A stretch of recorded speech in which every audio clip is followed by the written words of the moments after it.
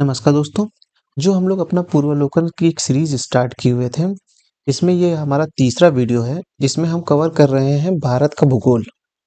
हम आगे इसमें कहते हैं विश्व का भूगोल भी कवर करेंगे, लेकिन हम जो अपनी प्राथमिकता में रख रहे हैं किसी एग्जाम को लेकर, उसमें भारत का भूगोल सबसे ज़्यादा पूछा जाता है। तो आइए प्रारंभ करते हैं। नमस्कार दोस्तों, आपका स्वागत है हमारे चैनल केवल एग्जाम पर। चलिए प्रारंभ करते हैं आज से।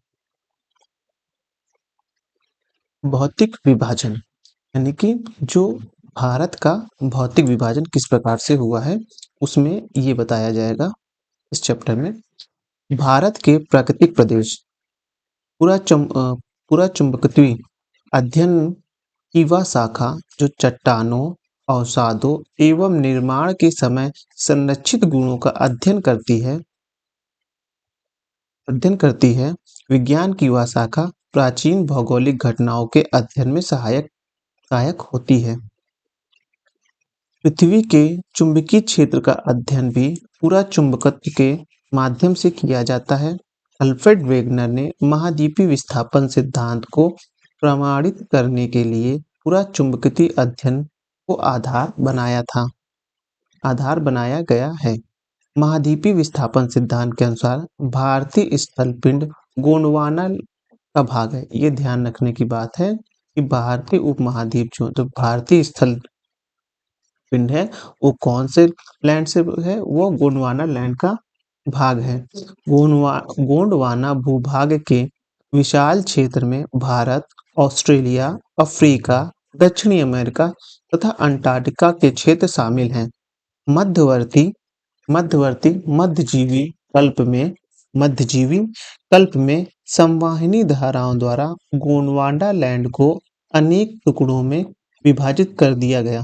मतलब कि जो गोंडवाना लैंड था, उससे जो विभिन्न देश निकले, जिसमें भारत, ऑस्ट्रेलिया, अफ्रीका, दक्षिण अफ्रीका और दक्षिण अमेरिका एवं अंटार्कटिका के जो क्षेत्र निकले, वो कैसे निकले कि मध्यजीवी कल्प में जो उस समय का समय चल रहा था, मध्यकल्प समय चल रहा था, उसमें संवाहिनी धाराओं द्वारा गोंडवाना लैंड के अनेक टुकड़े कर दिए गए। किसके द्वारा? संवाहिनी धाराओं द्वारा गोंडवाना लैंड के टुकड़े कर दिए गए। इस विभाजन के फलस्वरूप भारतीय प्लेट गोंडवाना भूमि से अलग होने के बाद उत्तरी दिशा की ओर विस्थापित होने लगी। मतलब गोंडवाना लैंड की भूमि क्या है? अपने मान लीजिए ये ईस्ट, वेस्ट, नॉर्थ, साउथ, तो इधर जो है आपका नॉर्थ की ओर यानी उत्तर दिशा की ओर विस्थापित होने लगी। उत्तर दिशा की ओर विस्थापन के परिणाम स्वरूप भारतीय प्लेट अपने से अधिक विशाल प्लेट यानी कि यूरेशियन प्लेट से टकराई। इस टकराव के कारण इन दोनों प्लेट यानी भारतीय तथा यूरोपियों के बीच तिथिस सागर के अवसादी चट्टान वलित होकर हिमालय तथा पश्चिम एशिया की पर्वत श्रृंखला के रूप में विकसित हो गए। हिमालय की पूरी पर्वत श्रृंखला एक युवा स्थलाकृति को दर्शाती है। इसमें बताने वाली ये बात है कि हिमालय की पूरी पर्वत श्रृंखला एक युवा स्थलाकृति को दिखाती है। मान लीजिए एक भारत है हमारे रफली, और ये जो हिमालय वाला जो बात बता रहा है, पूरा हिमालय वाला क्षेत्र बता रहा है हमारा,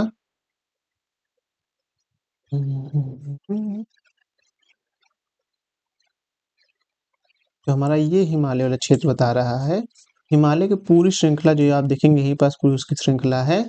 ये जो है एक युवा स्थलाकृति यानी कि ये अभी बन रही है। ये युवा स्थलाकृति को दर्शाती है।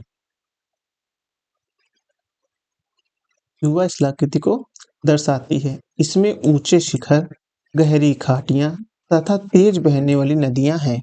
हिमालय के तराइन क्षेत्र में पाताल तोड़ कुएं भी पाए जाते हैं। इसमें बताया ये जा रहा है कि हिमालय के जो तराइन क्षेत्र है, मतलब तो ये वाला जो हिमालय है हमारा, मान लीजिए हिमालय का ये वाला क्षेत्र है, इसका जो तराई वाला क्षेत्र है, तो ये वाला क्षेत्र आप देखेंगे जो क्षेत्र है, ये जो है यहाँ पास जो तराई क्षेत्र है,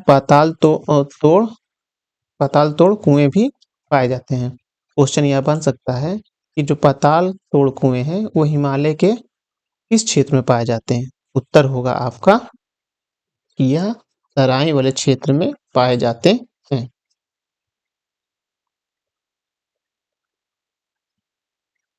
टेथिस सागर के हिमालय के रूप में ऊपर उठने वाला टेथिस सागर जो था आपका, जो गोंडवाना लैंड की जो भूमि जा रही थी वो, और जो यूरोपीय प्लेट थी, उन दोनों के बीच जो ये टेथिस सागर था आप देखे थे जो अभी आया था, उसके बारे में है कि टेथिस सागर के हिमालय के रूप में ऊपर उठने तथा प्रायद्वीपीय पठार के उत्तरी किनारे के नीचे धंसने के कारण एक वृहद द्रोणी यानी बेसिन का निर्माण हुआ।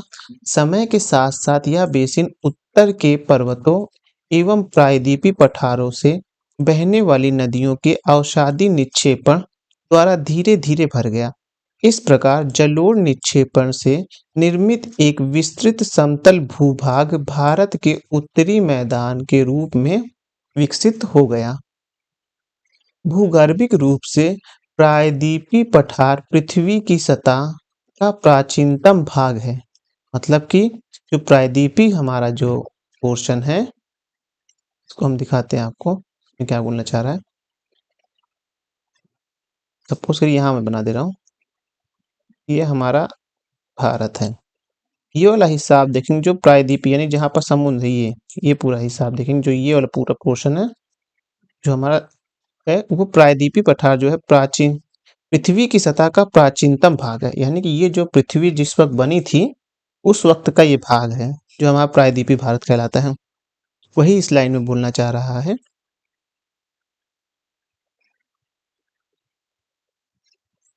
भू भूगर्भिक रूप से प्रायद्वीपीय पठार पृथ्वी की सतह का प्राचीनतम भाग है। प्रायद्वीपीय भाग भारत का सर्वाधिक स्थिर भाग है, ये भी ध्यान रखना है। ये स्थिर भाग है। प्रायद्वीपीय पठार अग्नि तथा रूपांतरित शैलों वाली कम ऊंची पहाड़ी एवं चौड़ी घाटियों से बना है। मेघालय पठार प्रायद्वीपीय पठार का ही जो मेघालय पठार है वो प्रायद्वीपीय पठार का ही बहिश्री मतलब आउटलाइनर है। यह एक समतल भूमि है जो भ्रंश के कारण भारतीय उपमहाद्वीप से मालदा गैप द्वारा पृथक हो गई है। मालदा गैप को एक बार देख लेते ड्रॉ करके, मालदा गैप कैसे है। सपोज करिए ये हमारा भारत है, हाँ, आप यहीं पर देखेंगे तो ये ऐसे करके ऐसे है, यहाँ एक गैप है, फिर यहीं से आपका मेघालय पहाड़ी वाली स्टार्ट हो जाता है। तो ये जो गैप आप देख रहे हैं, ये जो गैप है आपका, ये है आपका मालदा गैप है आपका, ये आपका मालदा गैप है। यही आपका जो ये जो बीच वाला पोर्शन बचा यही मालदा गैप कहलाता है।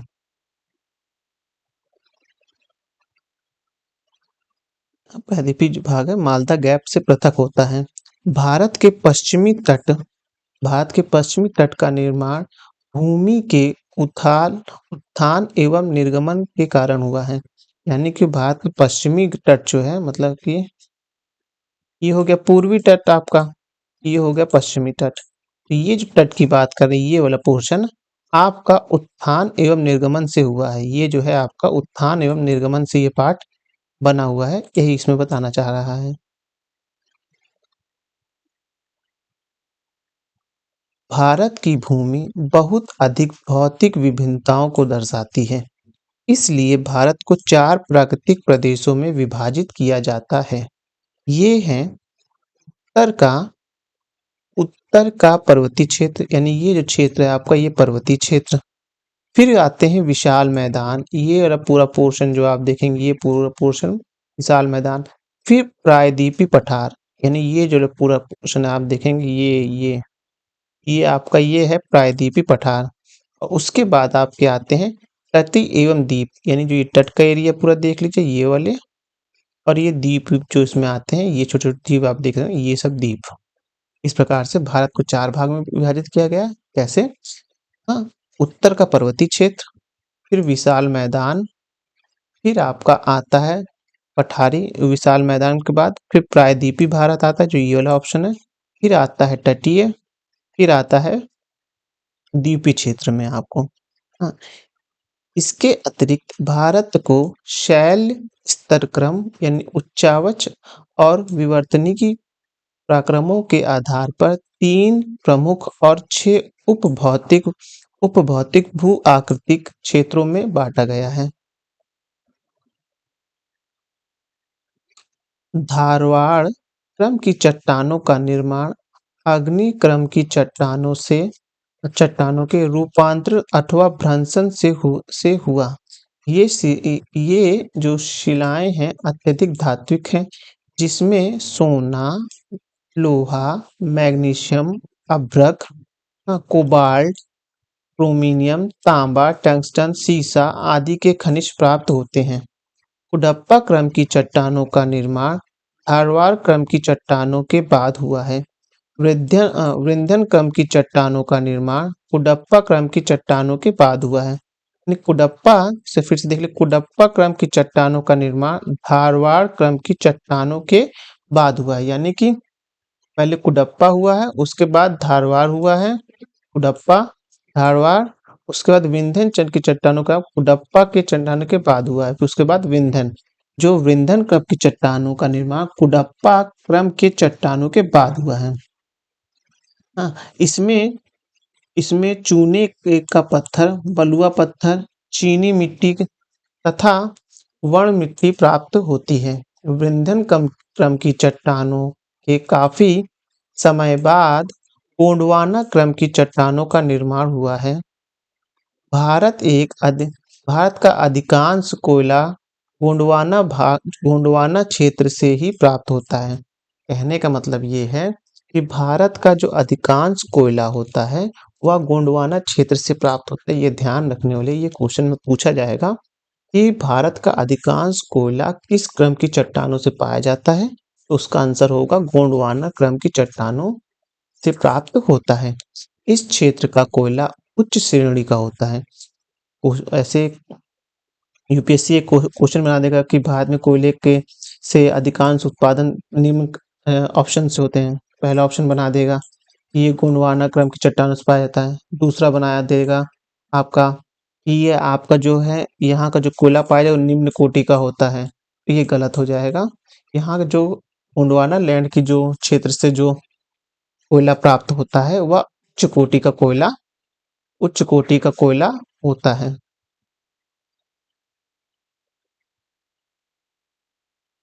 उच्च कोटि का कोयला होता है। बिटुमिनस यहाँ सर्वाधिक बिटुमिनस कोयले की प्राप्ति होती है। इसमें सल्फर की मात्रा न्यून होती है। मतलब कि इस क्षेत्र में अधिकांश जो कोयला पाया जाता है वह बिटुमिनस कोयले के प्रकार में से एक प्रकार होता है। बिटुमिनस कोयले का जो होता है वो होता है कोयले की प्राप्ति होती है, और बिटुमिनस कोयले की एक खास बात होती है, इसमें सल्फर की मात्रा बहुत कम पाई जाती है। आइए प्रश्न देख लेते हैं। भारत से बंध पूरा चुंबकित्व परिणामों के संकेत मिलते हैं कि भूतकाल में भारतीय स्थलापिंड सरका था। मतलब किस ओर सरका था, हमने बताया था ऐसे डायरेक्शन आगे नॉर्थ की ओर सरका था, यानी कि उत्तर की ओर सरका था। भारतीय उपमहाद्वीप सिद्धांत के अनुसार महाद्वीपीय विस्थापन सिद्धांत के अनुसार भारतीय स्थलापिंड गोंडवाना लैंड का भाग था। गोंडवाना लैंड में दक्षिण अमेरिका, अफ्रीका, अंटार्कटिका, अमेरिका और भारत एक ही स्थल पिंड के रूप में जुड़े थे। मध्यवर्ती मध्यजीवी कल्प में गोंडवाना लैंड के विशाल भूखंड का विखंडन हुआ, जिसमें भारतीय स्थल पिंड उत्तर की ओर विस्थापित हुआ। दूसरा प्रश्न है, भारतीय उपमहाद्वीप मूलतः एक विशाल भूखंड का भाग है। वह भाग है आपका गोंडवाना लैंड का। भारत कितने प्राकृतिक प्रदेशों में विभाजित है? तो भारत 4 प्राकृतिक प्रदेशों में विभाजित है। पहला है उत्तर का पर्वतीय क्षेत्र, दूसरा है विशाल मैदान, तीसरा है प्रायद्वीपीय पठार और चौथा है आपका तटीय एवं द्वीप। भारत के 6 उपभौतिक भू आकृति प्रदेश में है। एनसीईआरटी के अनुसार अगर पूछा जाएगा तो आपका उपभौतिक भू आकृति जो है आपका 6 है। उत्तराखंड के किस भाग में पाताल तोड़ कुएं पाए जाते हैं? तो पाए जाते हैं तराइन क्षेत्र में पाए जाते हैं। पाताल तोड़ कुएं एक ऐसी प्राकृतिक जल स्रोत होते हैं जो धरातल से स्वतः ऊपर प्रकट होते हैं। यह सतह का जल निकल और सतह का जल निकलता रहता है, परंतु जल स्रोत तथा पाताल तोड़ कुएं में अंतर होता है। प्रथम में जल यानी कि जल स्रोत प्रथम में जल स्वतः ऊपर आ जाता है, परंतु दूसरे में यानी कि पाताल तोड़ कुएं में मनुष्य को धरातली सतह पर पहले कुएं खोदने पड़ता है और बाद में जल स्वतः निकलने लगता है। पाताल तोड़ कुएं भारत में तराई क्षेत्र में पाए जाते हैं। यानी कि मान लीजिए ये सरफेस है आपका, ड्रॉ कर दे। मान लीजिए ये पृथ्वी अपनी है ऐसे, इसका जो ऊपरी का सरफेस होगा, ये वाला सरफेस, अगर इस पे स्वतः पानी निकल रहा है, अपने आप पानी का फ्लो हो रहा है, तो यह जो होगा जल स्रोत के रूप में आएगा ये। और फिर वहीं अगर हमने कुआं बना दिया, एक कुआं बनाया, ड्रिलिंग की, और उसके बाद हम वहाँ बोरिंग ना लगा के वो स्वतः जल अपने वहां से कुएं के माध्यम से निकल रहा है, तो वो पाताल तोड़ कुएं कहलाते हैं। पांचवा प्रश्न देखते हैं। भारत में भू आकारों की रचना के संबंध में निम्नलिखित कथनों पर मनन कीजिए। पहला, संरचनात्मक दृष्टि से मेघालय पठार दक्कन पठार का ही एक एक विस्तृत भाग है। ठीक है, ये मालदा गैप वाला जो ऑप्शन आया था वो वाले की बात हो रही है, क्योंकि वो उसी का दक्कन पठार का ही भाग है, जो आपका गोंडवाना लाइन की भूमि से रिलेटेड था। कश्मीर घाटी की रचना एक संभीति में हुई है, तो आपका ये भी सही है। गंगा मैदान की रचना एक अग्रगत में हुई है, सही है। हिमालय की उत्पत्ति भारतीय प्लेट और यूरोपीय प्लेट तथा चीनी प्लेट के त्रिकोणीय सम्मिश्रण के फलस्वरूप है, ये गलत है। भारत में जो हिमालय की उत्पत्ति हुई है वो जब हम उत्तर की ओर, हमारा देश मतलब भारत जब वो बढ़ रहा था गोंडवाना लैंड की भूमि लेके, और इधर था आपका यूरोपीय प्लेट थी, दोनों से टकराने पर हिमालय क्षेत्र की उत्पत्ति हुई थी, ना कि चीन की प्लेट से टकराने से। इस प्रकार से यह ऑप्शन चौथा गलत हो गया, ऑप्शन नंबर ए सही होगा।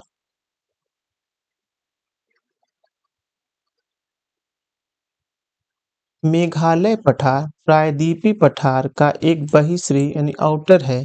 यह एक समतल भूमि है जो भ्रंश के कारण भारतीय महाद्वीप में मालदा गैप से पृथक है। ऑप्शन नंबर एक सही है। कश्मीर घाटी की रचना हिमालय के समृद्धि से में हुई है, अतः कथन दो सही है।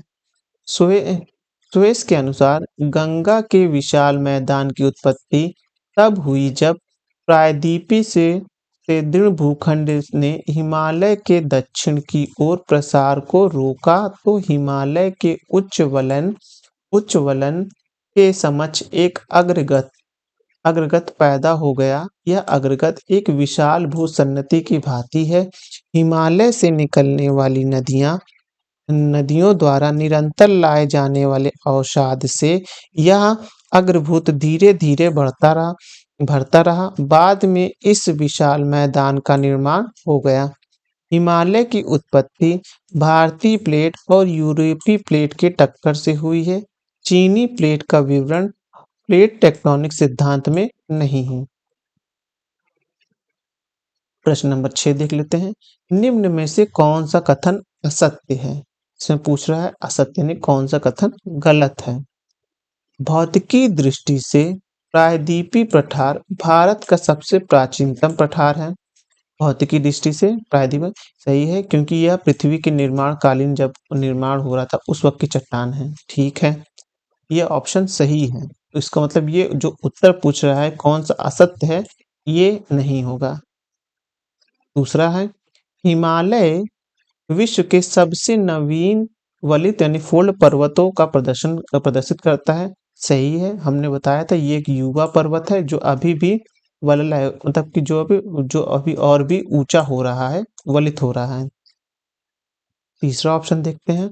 भारत के पश्चिमी समुद्र तट का निर्माण नदियों के जमाव की क्रिया द्वारा हुआ है। यह गलत है, क्योंकि ये जो पश्चिमी तट ये उच्चावच की वजह से हुई है। भारत में गोंडवाना शिलाओं में कोयले का वृहद भंडार है। ये भी सही है।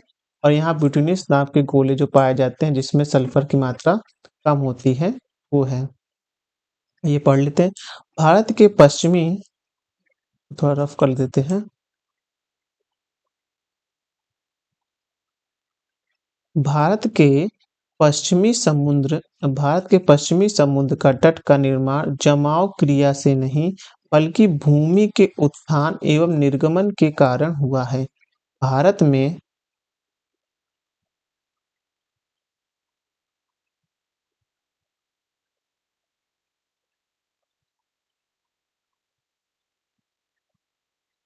इसको हाइलाइटर थोड़ा और स्लो कर लेते हैं ना, से निर्गमन से हुआ है।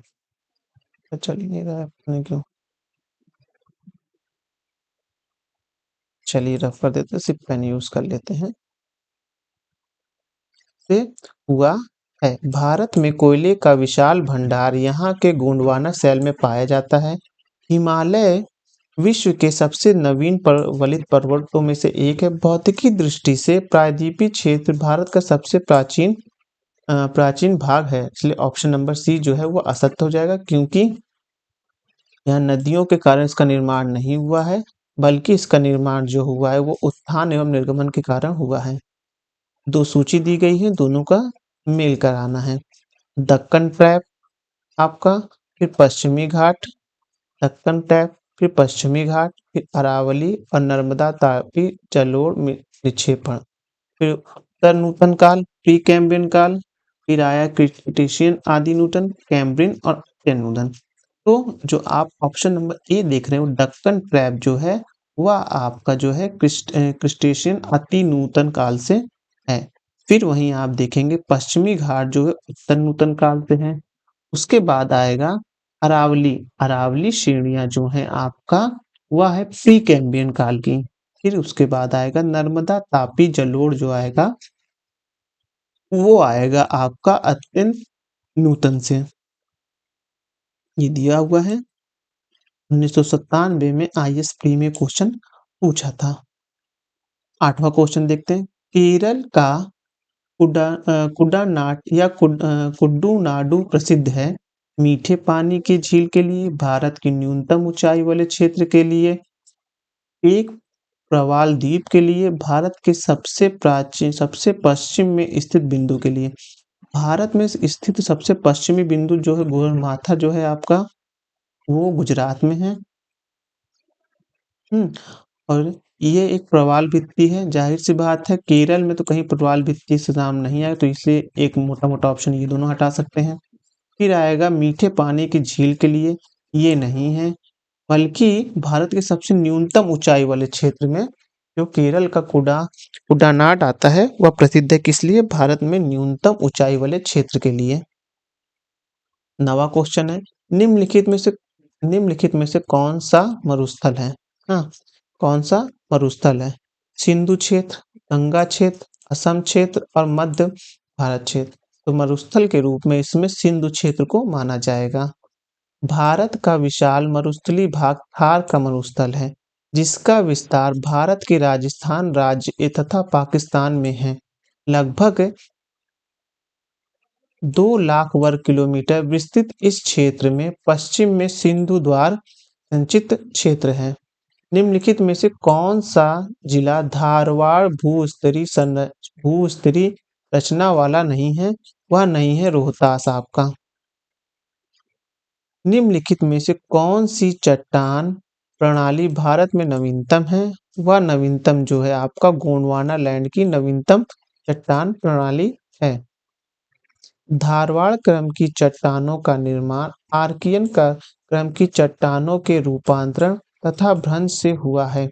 ये शिलाएं अत्यधिक धात्विक है, जिसमें सोना, लोहा, मैग्नीशियम, अभ्रक, कोबाल्ट, क्रोमियम, तांबा, टंगस्टन, सीसा आदि के खनिज प्राप्त होते हैं। कुडप्पा क्रम की चट्टान का निर्माण धारवाड़ क्रम की चट्टानों के बाद हुआ है।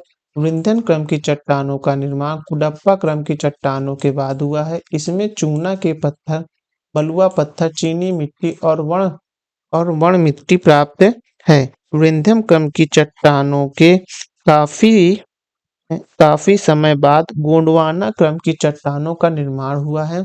भारत का अधिकांश कोयला कोयला गोंडवाना क्षेत्र से प्राप्त होता है। इस क्षेत्र का कोयला उच्च कोटि का होता है। यह सर्वाधिक बिटुमिनस कोयले की प्राप्ति होती है, जिसमें सल्फर की न्यूनतम मात्रा होती है। दूसरा चैप्टर है हमारा उत्तर का पर्वतीय क्षेत्र, यानी कि जो हमारा भारत है, ये मान लीजिए हमारा भारत है, ये वाला क्षेत्र जो है उत्तर का जो है पर्वतीय क्षेत्र, इसके बारे में बात की जाएगी इस चैप्टर में। भारत के उत्तरी सीमा का विस्तृत हिमालय भूगर्भिक रूप से युवा एवं बनावट की दृष्टि से नवीन वलित पर्वत श्रृंखला है। ये पर्वत श्रृंखला पश्चिमी पूर्वी दिशा में सिंधु से लेकर ब्रह्मपुत्र नदी तक फैली है। हिमालय विश्व की सबसे ऊंची पर्वत श्रृंखला है। हिमालय लगभग 2500 किलोमीटर की औसत किलोमीटर की लंबाई, औसत चौड़ाई 240 किलोमीटर में फैलकर अर्धवृत्त का निर्माण करता है।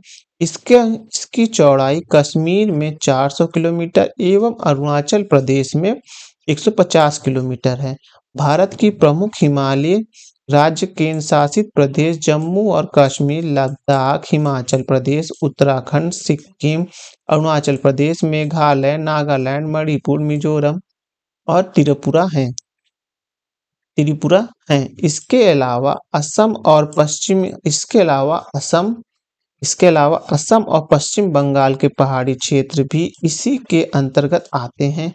हिमालय के पश्चिमी भाग को अपेक्षित पूर्वी भाग ऊंचाई में अधिक विविधता पाई जाती है। कहने का मतलब यह हिमालय का पश्चिमी भाग की अपेक्षा पूर्वी भाग में ऊंचाई में अधिक विविधता पाई जाती है। हिमालय को निर्माण की आयु के आधार एवं वलन की तीव्रता के आधार पर 4 समानांतर संरचना क्षेत्र में बांटा गया है। पहला है ट्रांस हिमालय, फिर है बृहद हिमालय, तीसरा है लघु हिमालय, फिर आपका है बही उप हिमालय। मतलब कि अगर हम ये भारत को एक चिरा दे दें ऐसे रफली तौर पर, ऐसे करके मान ले, तो जो हिमालय श्रेणी है, ये मान लीजिए हमने हिमालय श्रेणी, इसके इस पार का भाग जो है वो हमेशा कहलाएगा ट्रांस हिमालय। ये तिब्बत वाले क्षेत्र में आता है। फिर आता है एक वृहद हिमालय, जो हिमालय की एक श्रृंखला चली है, वृहद हिमालय। फिर आएगा लघु हिमालय, जो छोटे छोटे भाग में आएगा। फिर आएगा आपका बृहद उप हिमालय, जो शिवालिक के भाग में आएगा, वो वृहद उप हिमालय कहलाएगा। तो इसमें ये बात करने की कोशिश कर रहा है, ट्रांस हिमालय आप जान के कैसे भाग होते हैं। जो हिमालय के पार होते हैं उसे ट्रांस हिमालय में रखा जाता है, जो कि तिब्बत के क्षेत्र में आते हैं। हिमालय की उपयुक्त अनुदैर्ध्य विभाजन उत्तर से दक्षिण क्रम में है। ट्रांस हिमालय का अंतिम रूप से उत्थान क्रिटेशियन टर्शियन काल तक हुआ था। इस प्रकार यह हिमालय की सबसे प्राचीन श्रेणी है।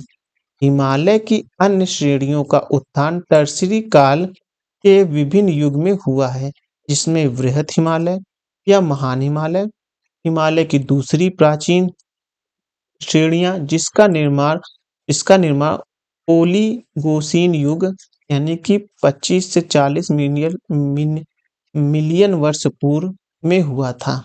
इसके पश्चात लघु हिमालय श्रेणी का निर्माण मध्य मायोसीन युग यानी कि 14 मिलियन वर्ष पूर्व में तथा शिवालिक सबसे नवीन श्रेणियों का निर्माण प्लायोसीन युग यानी कि 5 से लेकर 7 मिलियन वर्ष पूर्व हुआ था।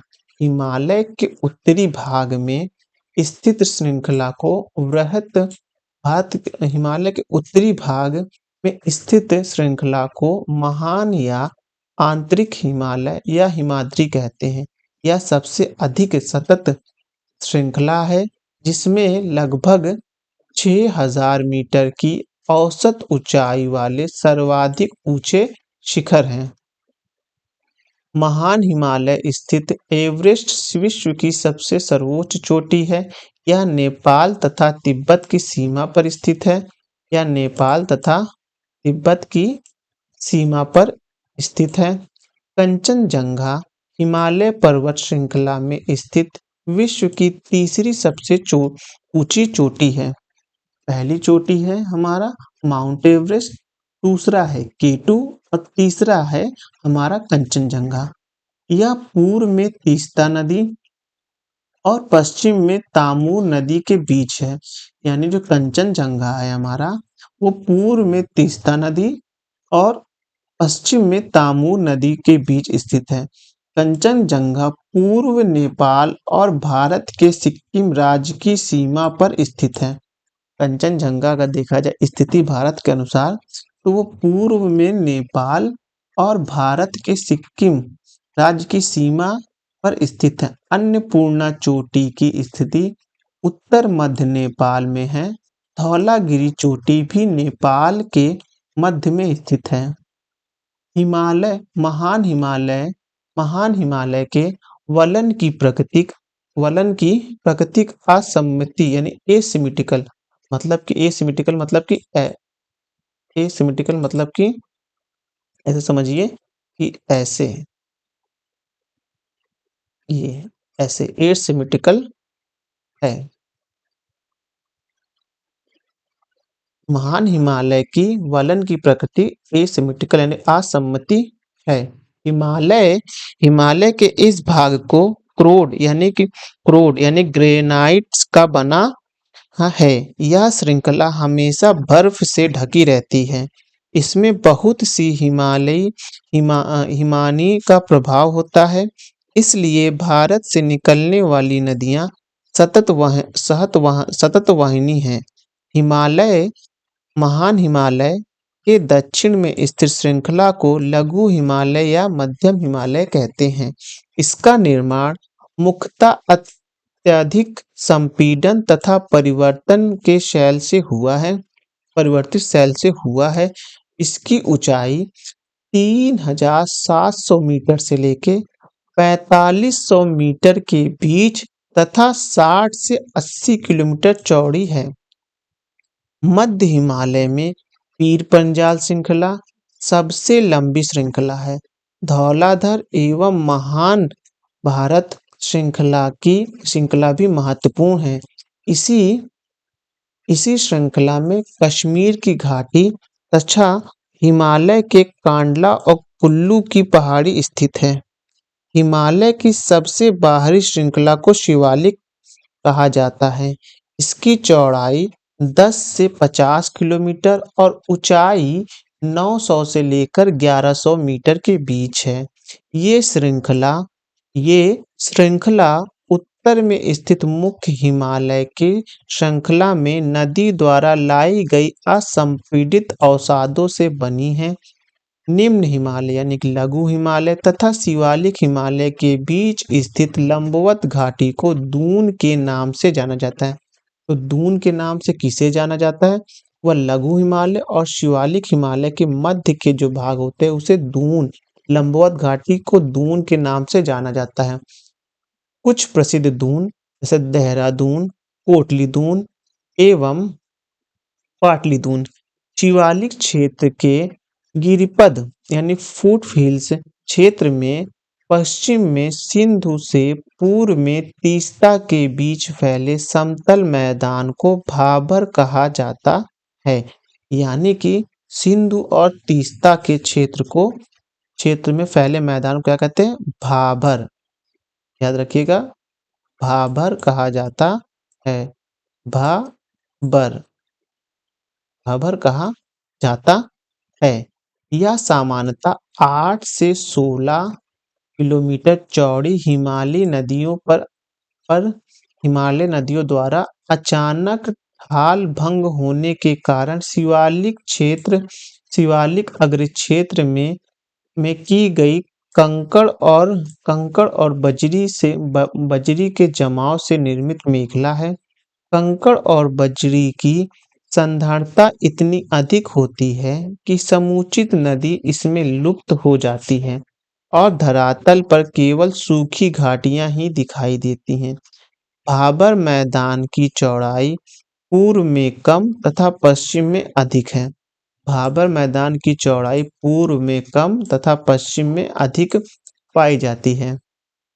भाबर के दक्षिण में भाबर के दक्षिण में 15 से 30 किलोमीटर चौड़ी दलदली क्षेत्र फैला हुआ है, जिसे तराइन कहते हैं। महान हिमालय के उत्तर में फ्रांस हिमालय स्थित है। पामीर की घाट यानी तिब्बत फ्रांस हिमालय की में ही स्थित है। काराकोरम, लद्दाख और जास्कर पर्वत श्रेणी फ्रांस हिमालय का ही भाग है। हिंदू धर्म का पवित्र कैलाश पर्वत फ्रांस हिमालय पर्वतमाला के पश्चिमी हिस्से में स्थित है। हिमालय को पश्चिम से पूर्व तक स्थिति स्थिर क्षेत्र को आधार पर भी विभाजित किया गया है। इन वर्गीकरण को नदी घाटी की सीमाओं के आधार पर किया गया है। उदाहरण के लिए सतलज एवं सिंधु के बीच स्थित हिमालय के भाग को पंजाब हिमालय के नाम से जाना जाता है। पश्चिम से पूर्व तथा क्रमशः इसे कश्मीर फिर हिमाचल नाम से भी जाना जाता है। सतलज तथा काली नदी नदी के बीच स्थित हिमालय के भाग को कुमायूं हिमालय के नाम से भी जाना जाता है। काली तथा तीस्ता नदी के बीच स्थित हिमालय को नेपाल हिमालय के नाम से जाना जाता है। तीस्ता एवं दिहांग नदी के बीच स्थित हिमालय को असम हिमालय के नाम से जाना जाता है। ब्रह्मपुत्र नदी हिमालय की सबसे पूर्वी सीमा पर बनती है। दिहांग महाखंडन निगर्ज के बाद हिमालय दक्षिण की ओर तीखा मोड़ बनाते हुए भारत की पूर्वी सीमा के साथ फैल जाता है। इन्हें पूर्वांचल या पूर्वी पहाड़ी के नाम से जाना जाता है। ये पहाड़ियां उत्तर पूर्व राज्य से होकर गुजरती हैं। पूर्वी हिमालय की पहाड़ियां अधिकतर समानांतर श्रृंखलाओं एवं घाटियों के रूप में फैली हैं। पूर्वांचल में पटकाई, नागा, मिजो और मणिपुर पहाड़ी शामिल है। भारत के लिए हिमालय का बड़ा महत्व है। यदि हिमालय पर्वत श्रृंखला नहीं होती तो भारत में अधिकांश भाग में साइबेरिया से आने वाली शीत लहरों का अनुभव होता। सिंधु गंगा मैदान इतनी सुविस्तृत जलोढ़ मृदा से वंचित होता तथा मानसून की प्रारूप वर्तमान प्रारूप से भिन्न होता। हिमालय पर्वत मानसून पर्वत को रोककर उपमहाद्वीप में वर्षा का कारण बनता है। साथ ही हिमालय क्षेत्र से प्रभावित होने वाली सिंधु गंगा एवं उसकी सहायक नदियां आपदा एवं निक्षेपण के द्वारा जलोढ़ मैदान का निर्माण करती हैं।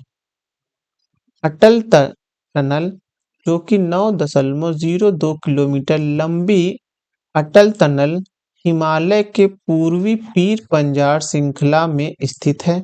यह पूरे वर्ष मनाली को लाहौल स्पीति घाटी से जोड़ कर रखती है। इसका निर्माण सीमा सड़क संगठन यानी बॉर्डर रोड ऑर्गेनाइजेशन द्वारा किया गया है तथा भारत के लिए सामरिक दृष्टि से महत्वपूर्ण है।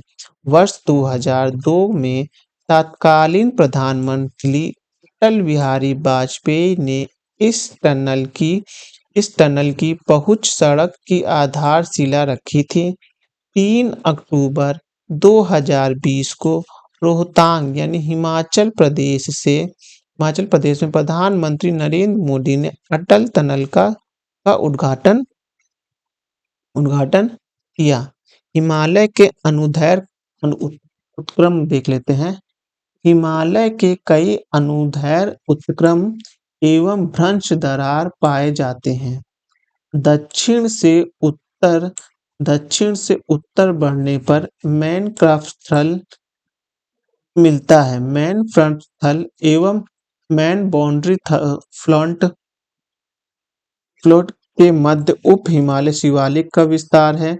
एमबीटी एवं एमसीटी सेंट्रल थर्ड्स ने के मध्य लघु हिमालय का विस्तार है। इसके ऊपर वृहद हिमालय जिसे सीसीजेड यानी सेंट्रल क्रायोजेनिक जोन भी कहा जाता है का विस्तार है। एमसीटी के ऊपर एचएससी यानी हायर हिमालय क्रिस्टलिन स्थित है। तिब्बत हिमालय तेथीन एचएचसी एवं एसटीडीएस के मध्य अवस्थित है।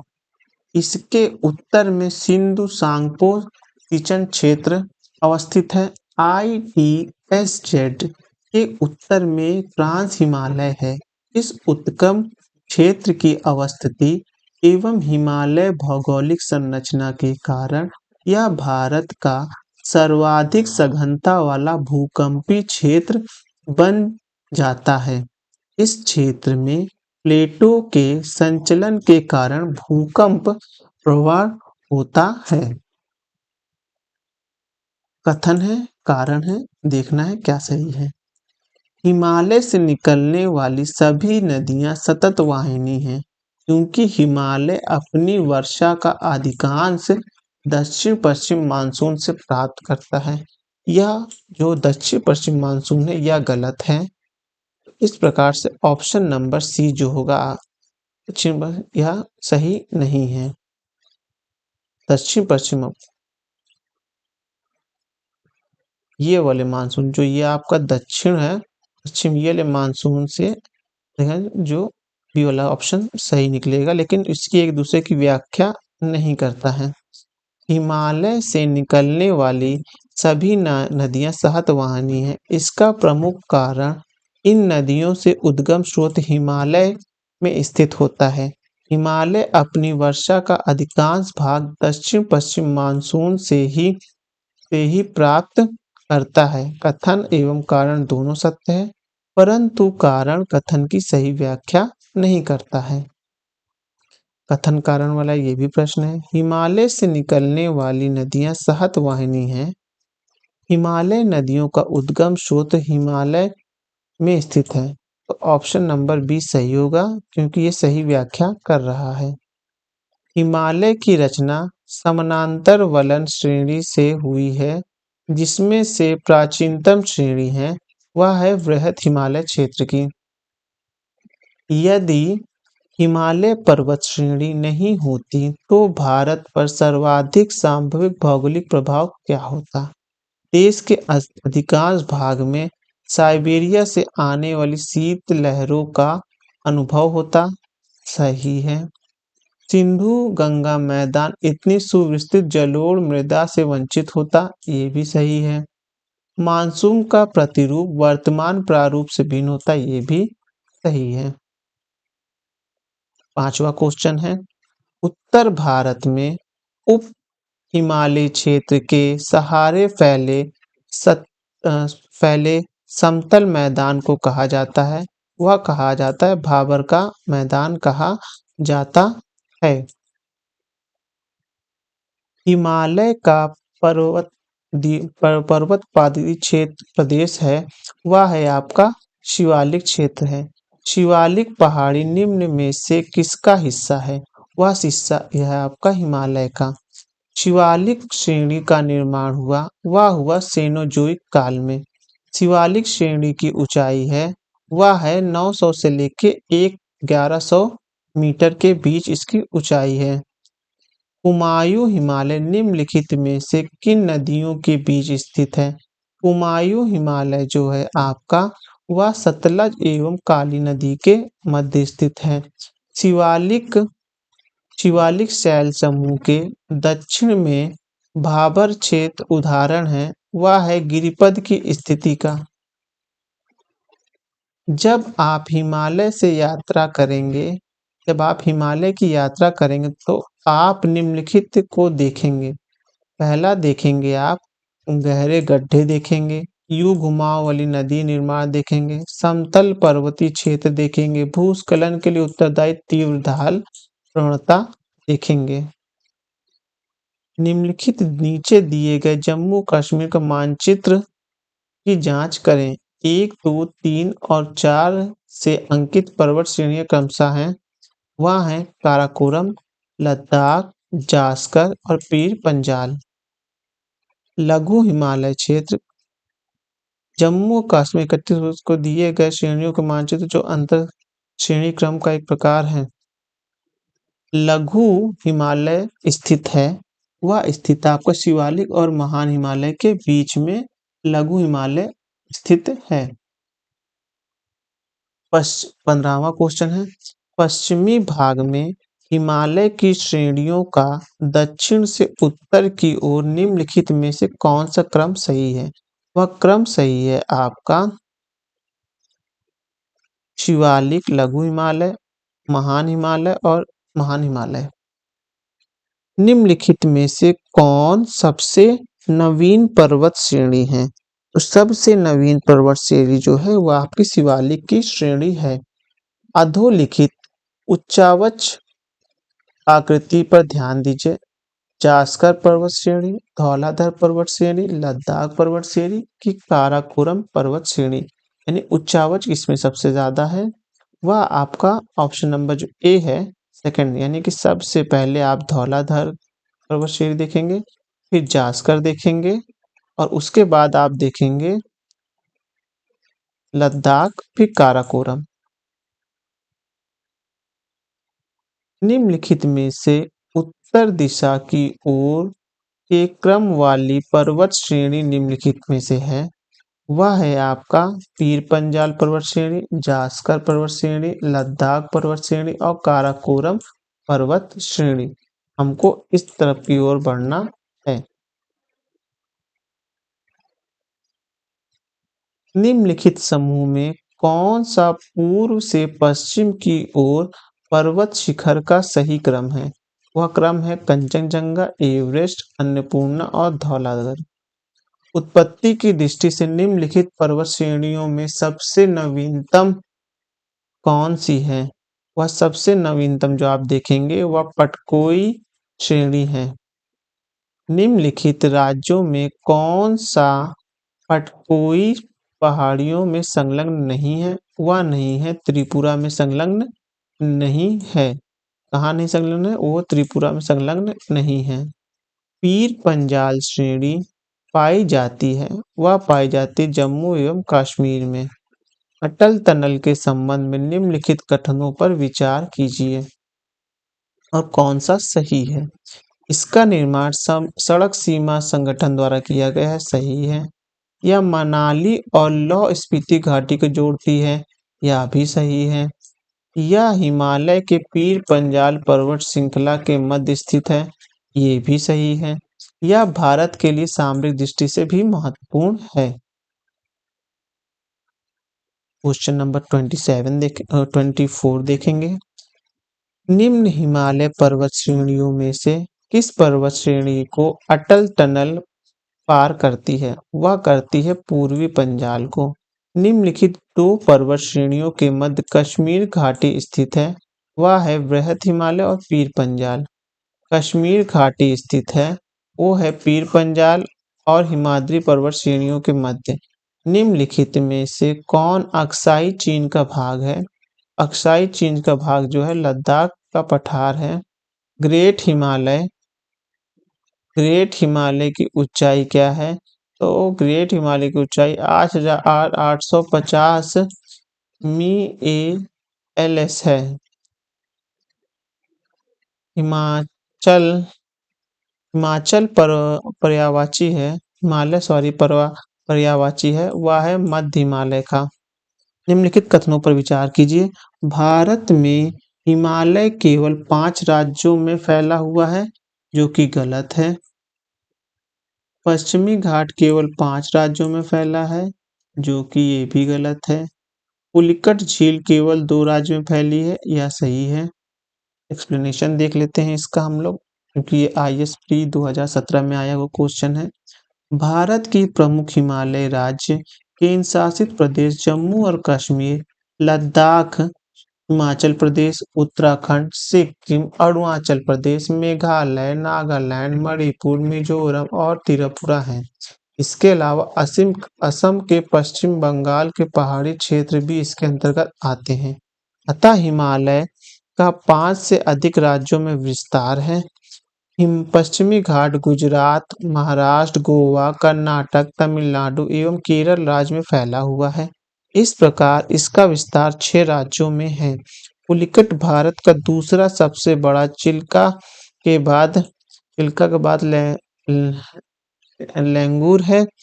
अतः अतः विस्तार तमिलनाडु एवं आंध्र प्रदेश में है। व्याख्यान को भी देख लें। 31वां प्रश्न है, हिमालय पर्वत श्रेणी निम्नलिखित में से किस राज्य का हिस्सा नहीं है? वह हिस्सा नहीं है, उत्तर प्रदेश का हिस्सा नहीं है। भारत में निम्नलिखित में से कौन सी श्रेणी नवीनतम है? वह है हिमालय श्रेणी जो है नवीनतम है। निम्नलिखित में से कौन सी भारत की नवीनतम श्रेणी है? वह आपका जो है वो हिमालय यानी कि श्रेणी नवीनतम है। कथन और कारण दिया, भारत का सर्वाधिक सघनता वाला भूकंपीय क्षेत्र हिमालय क्षेत्र में स्थित है, क्योंकि हिमालय कई अनुदैर्ध्य उत्क्रम क्षेत्र अवस्थित है। बात सही है, ये वाला ऑप्शन सही होगा। मणिपुर पहाड़ी में घिरा इम्फाल बेसिस एक सुंदर उदाहरण है सरोवरी मैदान का। हिमालय पर्वत श्रेणियों के संबंध में निम्नलिखित में से कौन सा कथन सही है? मुख्य हिमालय की परतदार चट्टानें जीवाश्महीन हैं। लघु हिमालय की परतदार चट्टानों में समुद्री जीव जंतुओं के जीवाश्म मिलते हैं। बृहत हिमालय या शिवालिक हिमालय से मानव सभ्यता के विशेष अवशेष मिलते हैं। तो दूसरा वाला ऑप्शन सही है, 2 और 3 सही है। हिमालय के किस भाग पर करेवा की भू आकृति पाई जाती है? वह पाई जाती है कश्मीर हिमालय पर। कैलाश पर्वत निम्नलिखित में से किस क्षेत्र में आता है? वह आता है आपका तिब्बत के क्षेत्र में आता है। इस प्रकार से हमारा एक लेसन कंप्लीट हुआ। अगर आपको हमारे वीडियो पसंद आ रहे हों तो हमारे चैनल को सब्सक्राइब करें और वीडियो को लाइक करें। धन्यवाद।